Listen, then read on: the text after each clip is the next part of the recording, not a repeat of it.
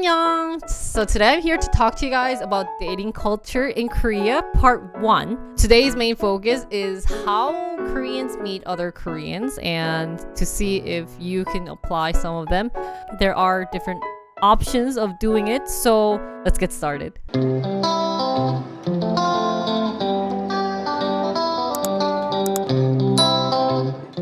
I brought this one in. I have met guys different ways in Korea. I have just dated Koreans, so that's why I am not going to do like a comparison video of like dating Koreans versus dating Americans, blah blah blah. And so I can give you guys all my experience about it. It's hard finding a decent guy that you want to live your rest of your life with on apps. There might be some exceptions in the dating app because there are apps that only allow certain groups of people. So as you guys know, Koreans really value not just the personality or their features, but also more of their background, like parents or where they went to college and everything. So we kind of have this app that's for maybe like the 10% or 5% or 1% that the company evaluates you and sees whether or not you would be fitting into this pool of people to look into. Unless maybe you're doing that to find like a decent guy, unlike maybe other countries. Personally, I highly don't recommend using apps, and I think, to be honest, the image that you get when you're using apps isn't that great. So I don't recommend it. Now, another exception of using the app is, I guess, if you want to meet Korean Americans, because they are accustomed to the American culture, right?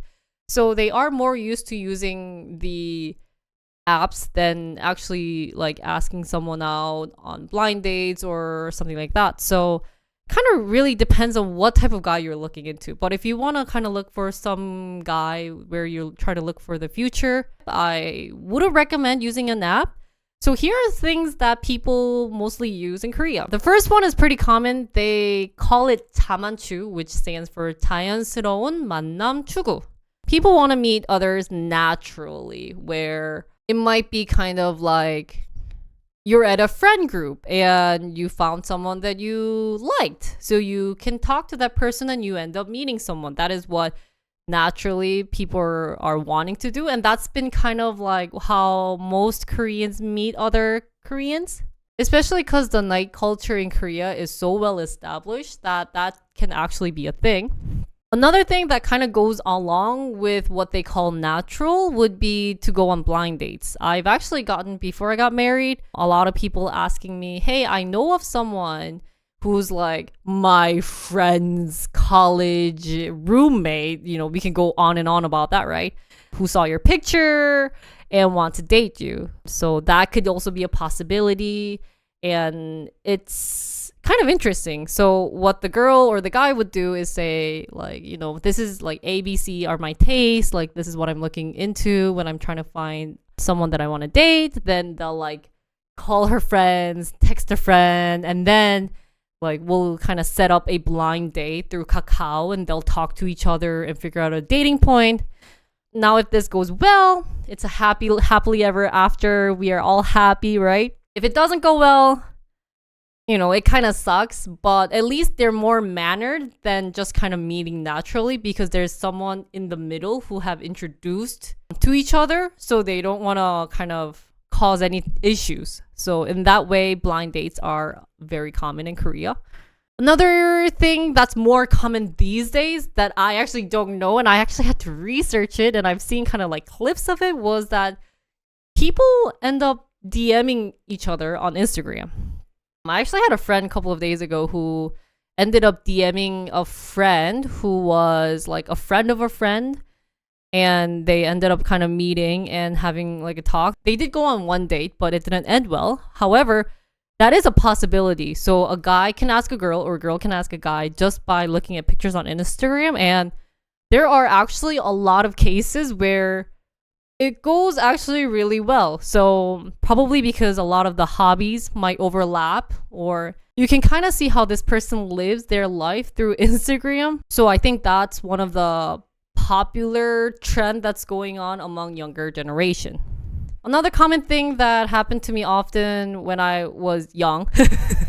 These days, maybe it happened to me like, I mean, I don't go out anymore, but it's asking your number on the street. This is probably common in other countries. I think even like US, I recall couple of times when they wanted to buy me a drink or anything. So in Korea, this is possible. However, this doesn't just happen at nighttime. It can also happen during daytime.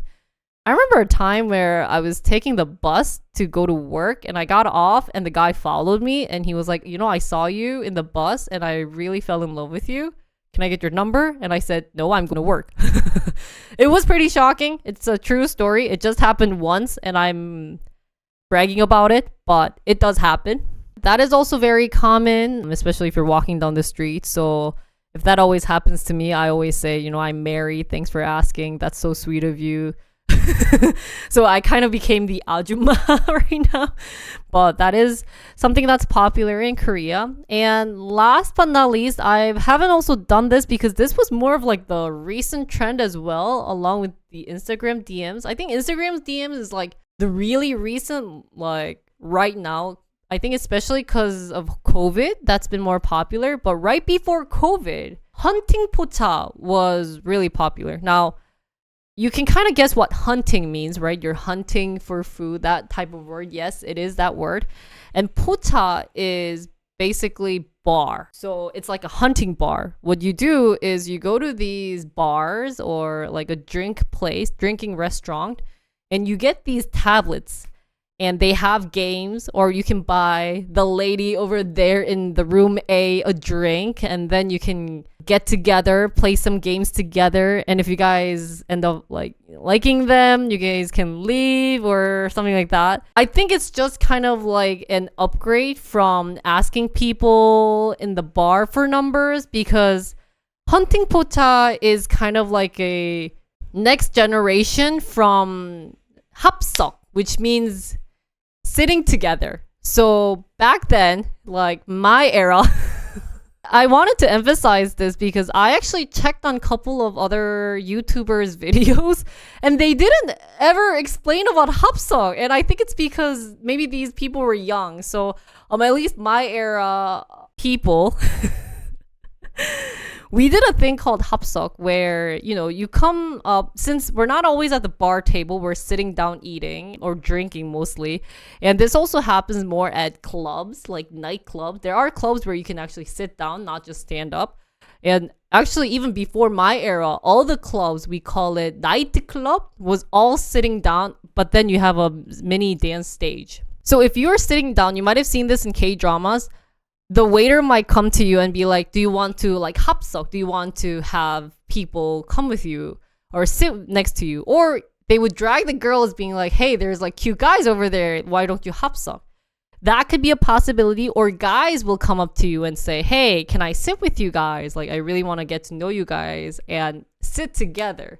So I think that's how it started. But then I guess they wanted to make it fancier and they ended up getting a bar and naming it hunting pocha so that you can naturally go hunting for the opposite gender. I haven't done it. I always wanted to try it because it really sounded interesting. Something that I might have to warn you guys is if you're trying to find a serious relationship in hunting pocha, maybe the possibility is low, like the blind date apps.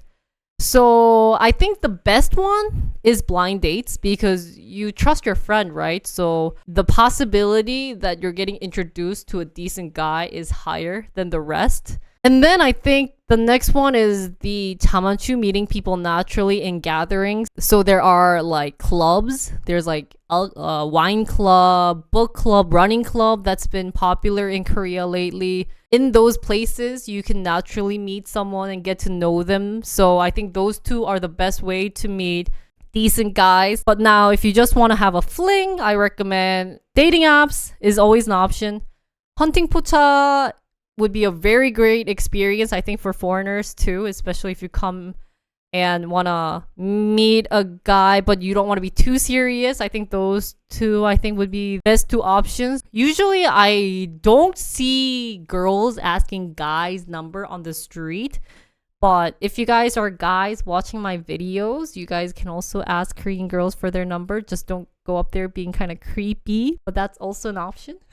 So this was all the different methods of how you guys can find someone in Korea to date. Note that there isn't any right or wrong exact answer to my methodology. It's just kind of like what I've seen, heard, and actually experienced. But always remember that no matter what way you choose, safety is number one, especially to all my girlfriends out there wanting to date a Korean guy.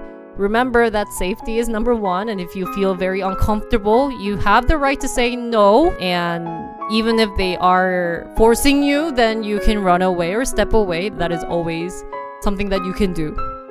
So these were different ways that Koreans meet with other Koreans, and I know a lot of foreigners were always curious, so I hope you guys can try them. Let me know how it goes, and I hope you guys have great stories of how it ended. And see you guys on my next Korean life stories. I'll come back with dating tips, guys. Bye, guys.